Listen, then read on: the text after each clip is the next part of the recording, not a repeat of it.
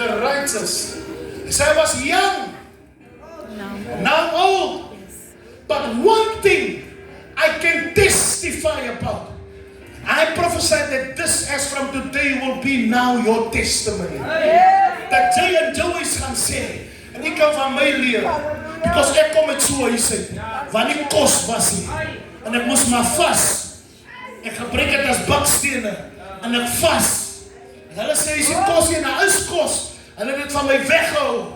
ek kom van ver af, joh, maar die Here het my genoeg wysheid gegee, om die bakstene wat hulle teen my gegooi het, om het te gebruik, as 'n stepping stone, so wanneer hulle sê, as die kos nie, dan vas ek een nacht, as hulle sê, as die môreoggend kos nie, dan vas ek een nacht,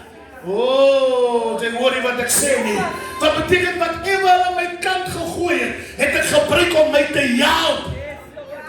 en nie dit om teen hulle te hou nie, en een my getuie gehoor, toe die Here my begin seën, dan kom ek elke maand sê vir hulle trollies vol kos,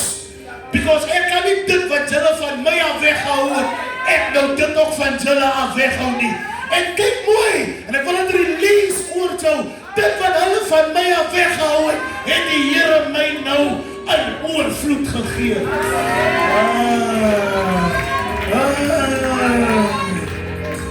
I've never seen the righteous